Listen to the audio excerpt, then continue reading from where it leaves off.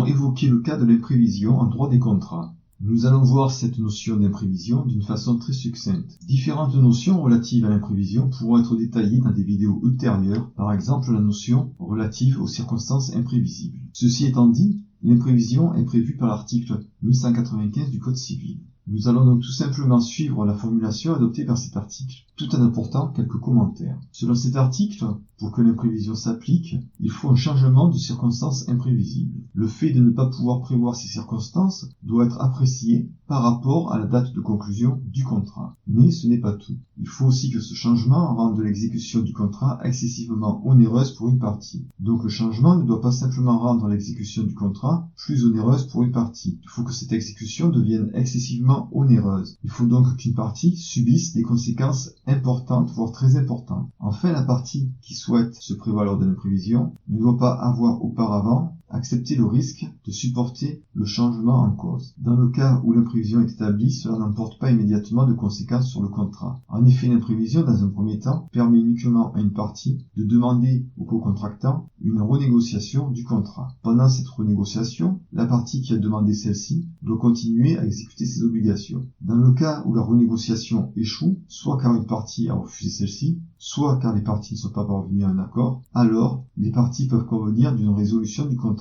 et elles fixent d'un commun accord la date et les conditions de cette résolution. S'il n'y a pas d'accord dans un délai raisonnable, alors une partie peut saisir le juge pour lui demander de réviser le contrat ou d'y mettre fin. Ceci à la date et aux conditions que le juge voudra bien fixer.